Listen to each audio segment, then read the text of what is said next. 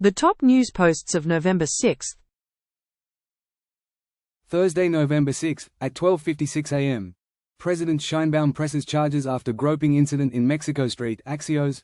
Mexican President Claudia Sheinbaum is taking legal action after a groping incident on a Mexico City street. The president was reportedly harassed while speaking to citizens. Sheinbaum's swift decision to press charges draws renewed attention to the persistent issue of violence against women in Mexico. Thursday, November 6, at 12:42 a.m. What to know about the deadly UPS plane crash in Louisville, Kentucky. NPR. Developing now, the deadly UPS plane crash in Louisville, Kentucky. The NTSB reports an engine detached from the jet during takeoff. This 34-year-old aircraft had also undergone repairs just last September. As investigators work to understand factors that could help or hinder their probe, local officials have reduced the shelter-in-place advisory to a quarter mile, with alerts and resources available. Thursday, November 6, at 12:11 a.m.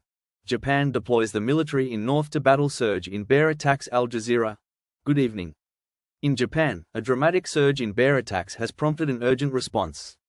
Survivors report grisly encounters, while authorities have deployed military troops to northern regions like Akita, following record sightings.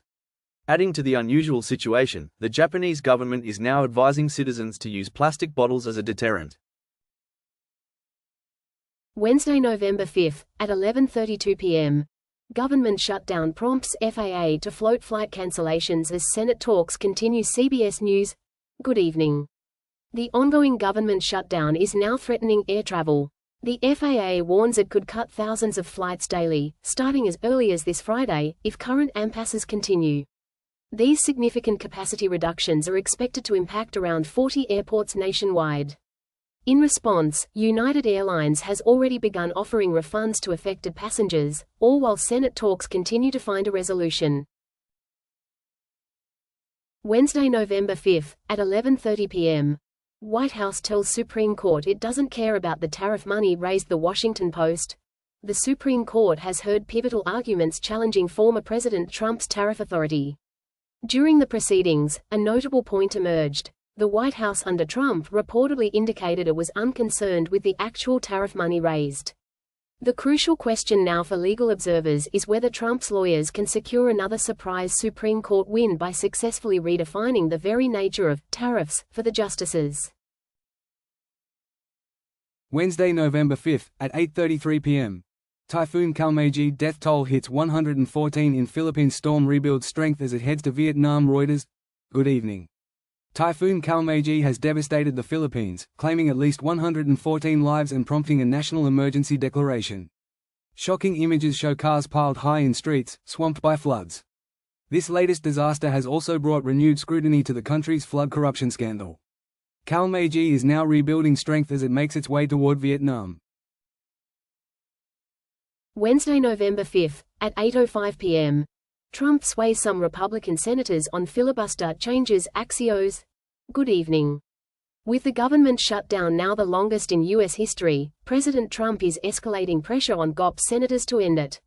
His influence extends to potential filibuster changes, a stance Senator Ron Johnson recently flipped on.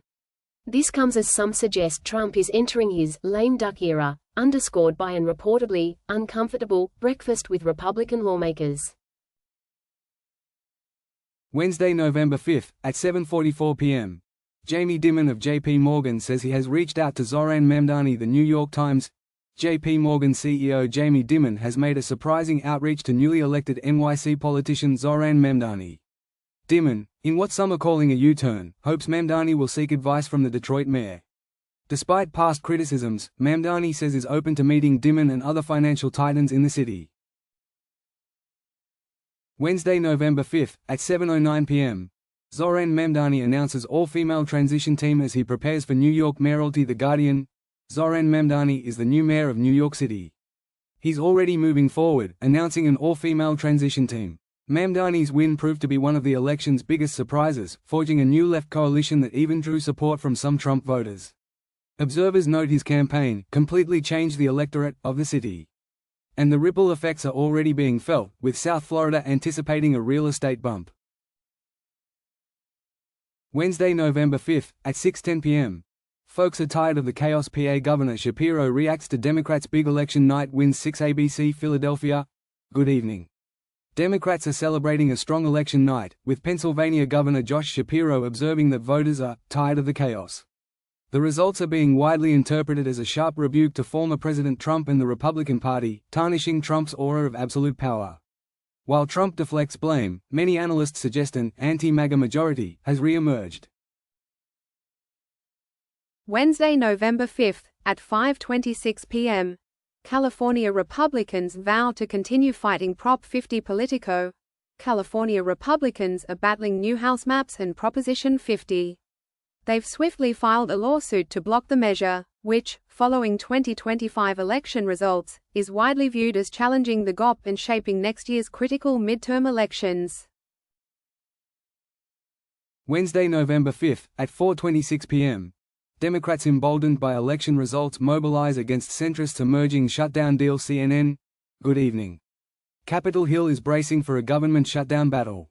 Democrats, emboldened by recent election wins, are mobilizing against an emerging deal proposed by centrists. Meanwhile, a group of Senate Democrats considering abandoning the fight is now facing strong pushback from within their own party. Wednesday, November 5, at 3:45 p.m.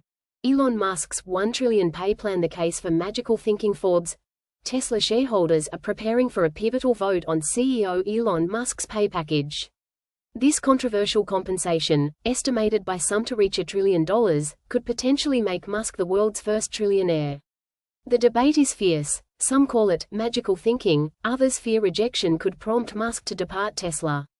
Interestingly, while the company focuses on this vote, Musk's own attention remains fixed on artificial intelligence. Wednesday, November 5, at 3:34 p.m. US pressures Israel to allow safe passage for 100 to 200 Hamas operatives in Rafah. The Times of Israel. The U.S. is reportedly pressuring Israel to allow safe passage for 100 to 200 Hamas operatives in Rafah, viewing it as a potential model for disarming the group and resolving the tunnels crisis. However, an Israeli official has reportedly stated that hundreds of stuck Hamas militants will be killed. Separately, Israeli Minister Katz affirmed the IDF's intent to destroy Hamas within Israeli-controlled areas, highlighting a clear divergence in approaches for the militants' fate. Wednesday, November 5, at 2:04 p.m. Democrats in Mississippi break the GOP State House supermajority. The New York Times. Major political news out of Mississippi tonight. Democrats have officially broken the Republican supermajority in both the State House and Senate. This significant shift, ending 13 years of GOP dominance in the Senate, comes following court-ordered special redistricting elections.